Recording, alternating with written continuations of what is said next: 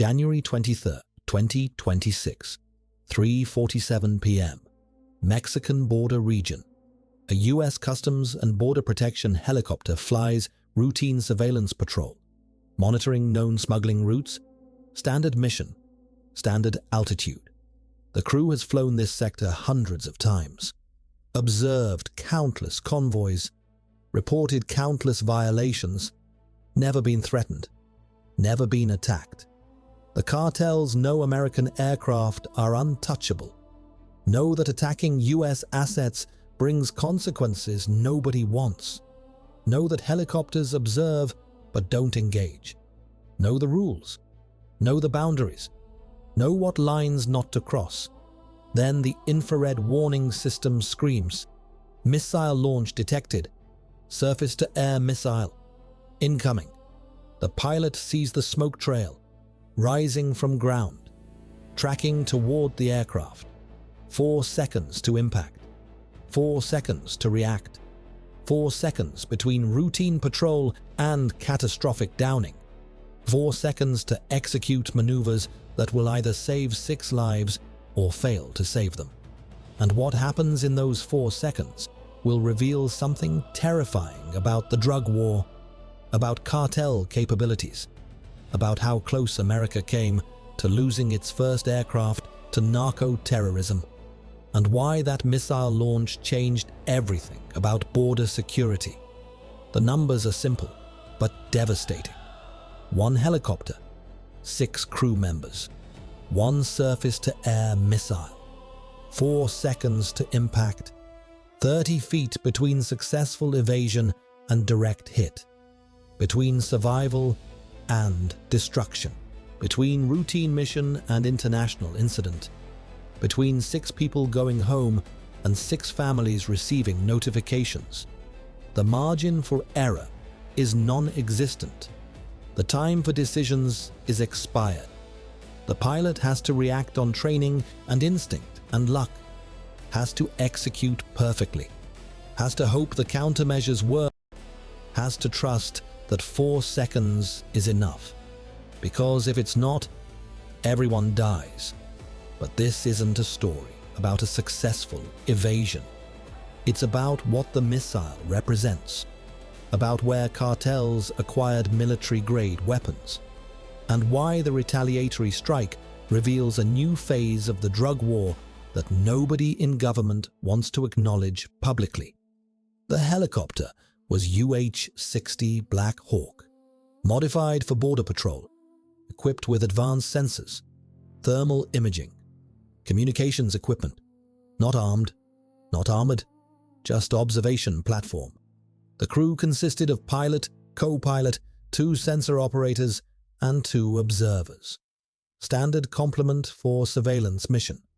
They'd been airborne for 90 minutes, monitoring a section of border known for high smuggling activity, had observed 2 suspicious convoys, reported positions to ground units, standard procedure, standard day, until the missile launched. Captain Sarah Chen piloted the helicopter, 12 years Customs and Border Protection, former Army helicopter pilot, 2 Iraq deployments. She knew combat, knew threats, knew missile warnings, but never expected to hear one over American territory. Never imagined cartels had surface-to-air capability. Never thought she'd have to execute combat evasion maneuvers while patrolling the border. That's what war zones are for. Not routine surveillance over allied nation. Not monitoring smuggling routes that ground forces handle. Not observing convoys from safe distance where everyone understands the rules. But the warning was unmistakable. The smoke trail was visible. The threat was real. And 4 seconds doesn't allow time for disbelief. Stay with me. Because what happens in those 4 seconds determines not just whether 6 people survive, but whether cartels successfully demonstrate they can attack American aircraft, whether they establish precedent that helicopters are vulnerable, whether border surveillance continues or becomes too dangerous to conduct. 4 seconds. Everything. At 3:47 p.m., Chen was observing a cartel convoy. 3 vehicles, moving fast on dirt road. She'd been tracking them for 8 minutes, reporting positions, watching patterns, standard observation. The convoy suddenly stopped. The third vehicle's door opened. Someone got out, with something on their shoulder. Chen's training recognized it instantly. Missile launcher, man-portable air defense system, man-pads, pointed at her helicopter. She had 1 second to react before the launch, 1 second to start evasion, 1 second between preparation and desperation. Missile launch, deploying countermeasures, executing evasion. Chen's hands moved automatically, training taking over. Thumb hitting flare dispenser, stick pushing hard right and down, collective dropping, maximum descent rate, maximum turn rate, maximum everything. The helicopter responding, flares ejecting, bright thermal signatures, decoys for infrared-guided missile, trying to confuse it, trying to make it track wrong target, trying to save 6 lives through technology and physics and desperate maneuvering. The co-pilot, Lieutenant Jake Morrison, called the missile tracking, closing fast. 3 seconds. Chen pushed harder. More right, more down, more flares, more everything. The helicopter screaming, warnings blaring, systems protesting, airframe stress increasing, but staying airborne, staying functional, staying alive for 2 seconds, then 1.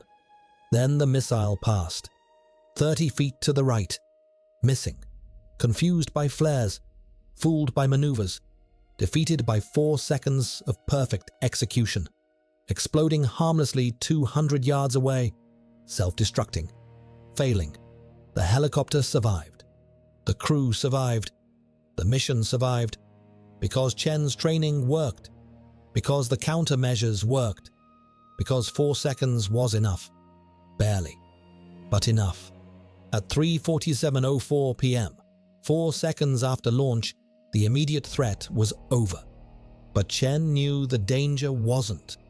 Cartels had just attacked U.S. aircraft, had attempted to kill American law enforcement, had crossed line that nobody thought they'd cross. And if they had 1 missile launcher, they might have more, might fire again, might target other aircraft. The entire area was now hostile, was now combat zone, was now a place where helicopters could be shot down. Chen radioed immediately. Base, Hawk 2. We took SAM fire. Surface-to-air missile. Evaded successfully. Aircraft intact. All crew safe. Launch position marked. Grid coordinates follow. This is no drill. Cartels have man-pads. The response from base was instant shock, then action. Hawk 2, say again. You took surface-to-air missile fire. Chen confirmed. Affirmative. Confirmed visual on launcher. Confirmed launch. Confirmed evasion. Confirmed explosion. This was deliberate attack on U.S. aircraft. We need immediate response. Launch position is marked. Cartel convoy still at location. The base commander made instant decision. Hawk 2, return to base immediately. Predator is being retasked. Armed drone inbound. We're handling this. Chen didn't argue. She turned away from the area, gained altitude, headed home. Her crew was shaking. Adrenaline, fear, relief.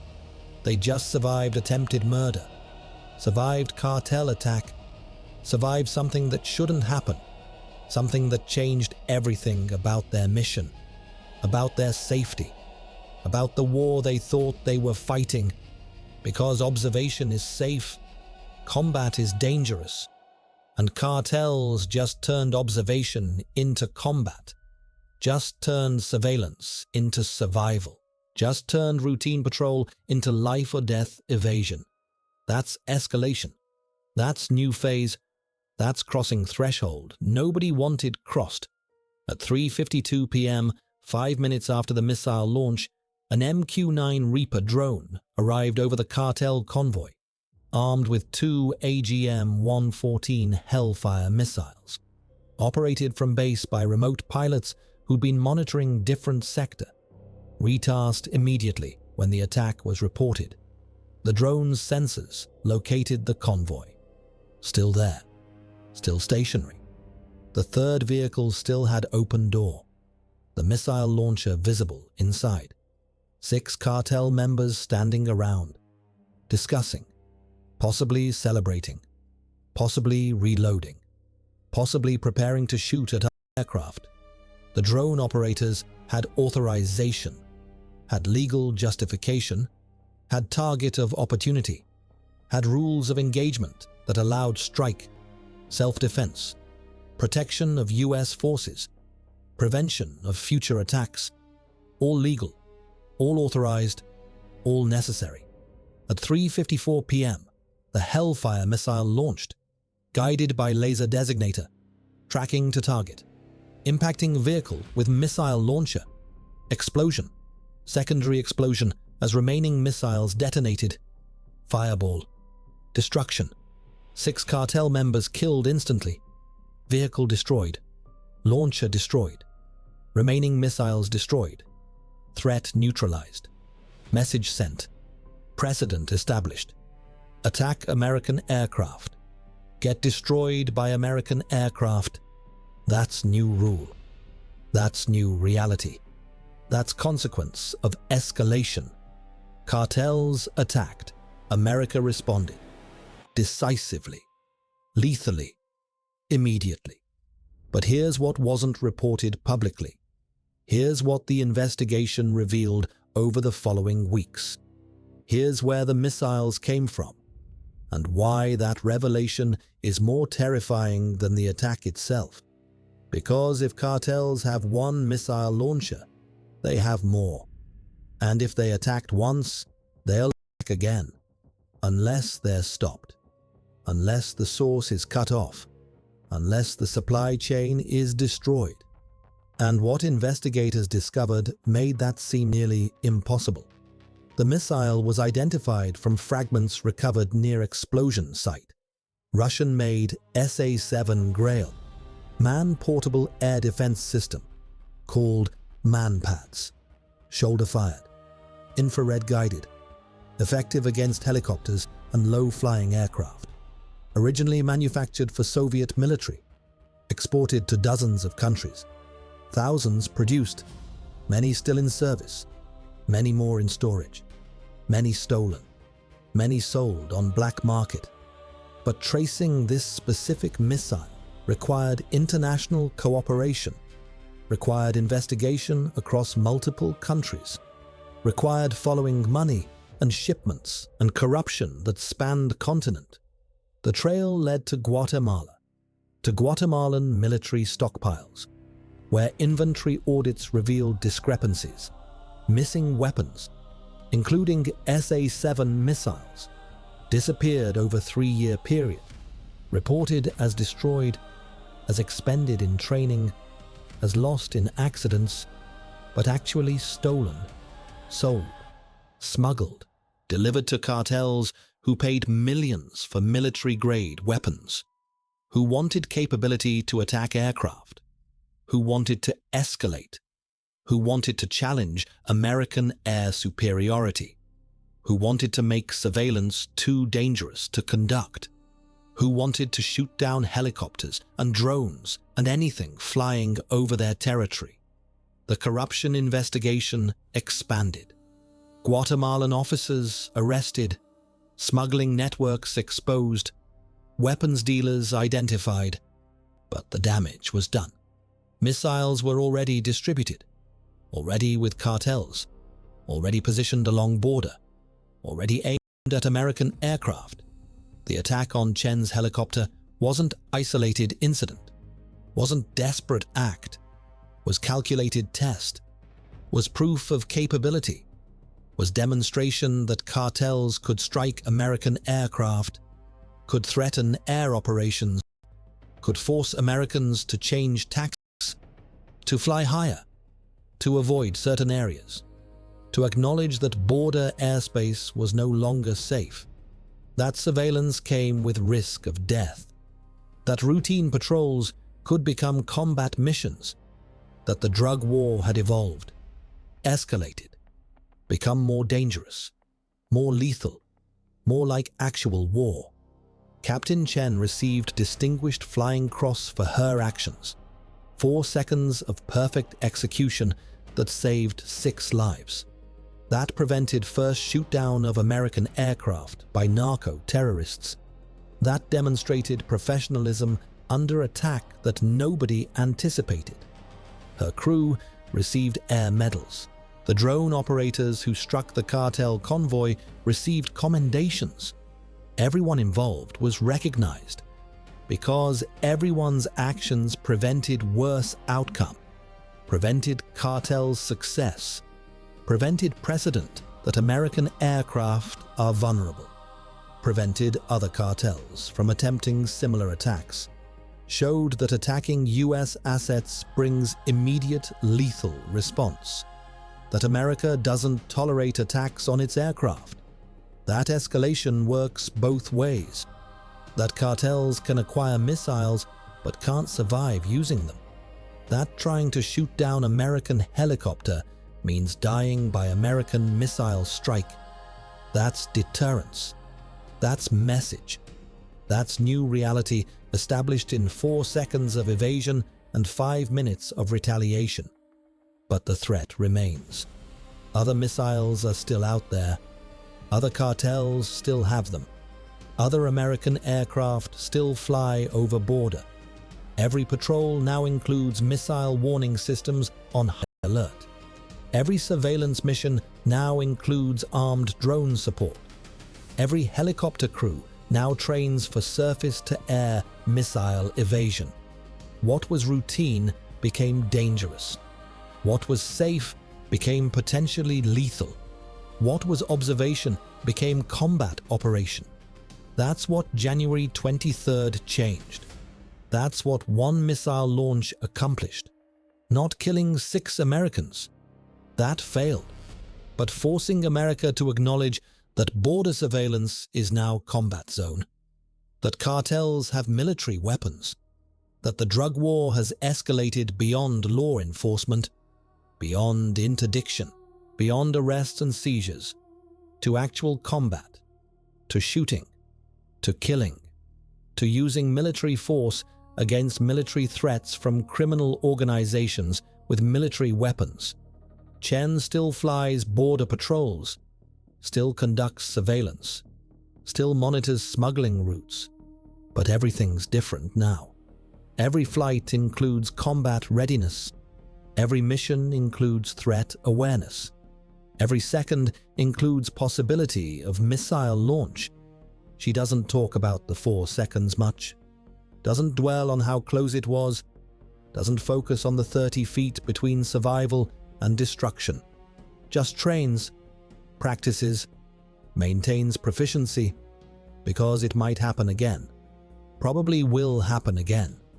Next time to her or different crew. Next missile might hit, might down helicopter, might kill crew. That's the new reality. That's what cartels created when they decided to escalate, when they acquired military weapons, when they attempted to shoot down American aircraft.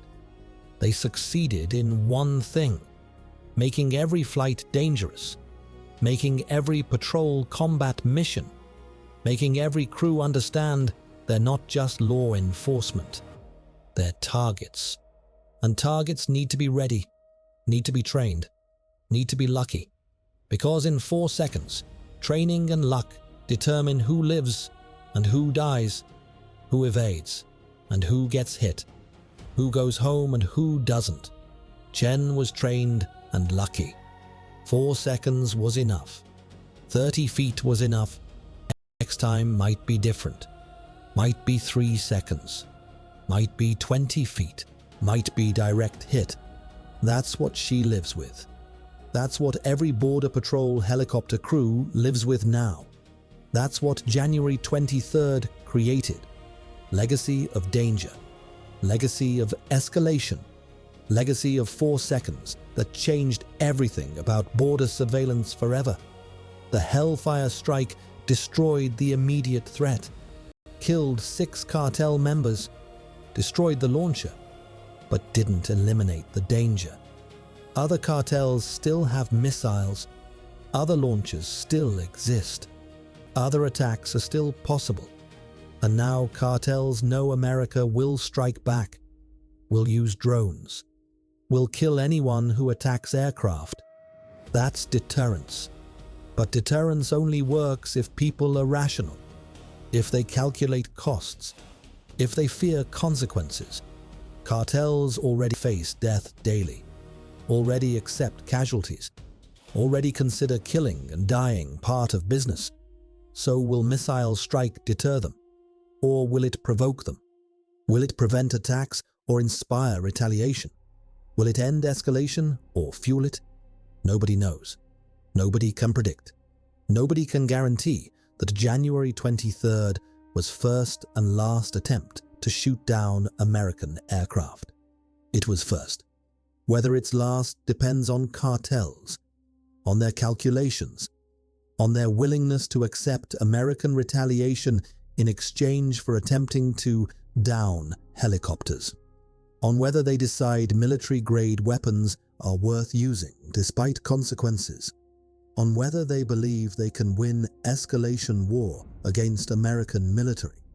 Most evidence suggests they can't. That America has overwhelming advantage. That cartels can't sustain combat against drones and helicopters and surveillance and strikes. But believing that requires rationality, requires calculation, requires cartels to admit they can't win military confrontation. And so far they haven't admitted that. So far they keep escalating, keep acquiring weapons, keep attempting attacks, keep testing American resolve, keep pushing boundaries, keep crossing lines, and America keeps responding, keeps striking back, keeps destroying threats, keeps killing anyone who attacks its aircraft. That's the cycle. That's the escalation. That's the new normal. Started with one missile launch, continued with one Hellfire strike, continues now with every patrol, every surveillance mission, every helicopter that flies over border, wondering if today is the day another missile launches. If today's warning gives 4 seconds or 3. If today's evasion succeeds or fails. If today's crew goes home or becomes casualties. That's what January 23rd created. That's what 4 seconds changed. That's what 30 feet meant. The difference between routine patrol and combat mission. Between observation and survival. Between normal day and day that redefines entire operation. Chen survived. Her crew survived. 6 cartel members didn't. And border surveillance continues. More dangerous now. More combat-oriented. More ready for attacks that shouldn't happen but do. That's the truth from January 23rd, 2026. From 4 seconds, that could have been catastrophe. From 30 feet, that could have been direct hit. From one evasion, that could have been first shoot down. But wasn't. Because training worked. Because countermeasures worked. Because Chen was ready for something she never expected. Because America responded with overwhelming force. Because cartels learned that attacking aircraft brings death. Quick, certain. Delivered by missile strike from drone they can't see. That's deterrence. That's retaliation. That's new phase of drug war where criminal organizations with military weapons face military responses. Where law enforcement becomes combat operation where surveillance requires defense, where routine patrols include potential for attack, where 4 seconds of evasion prevents 6 deaths, where 30 feet of missed distance means success, where everything changed forever.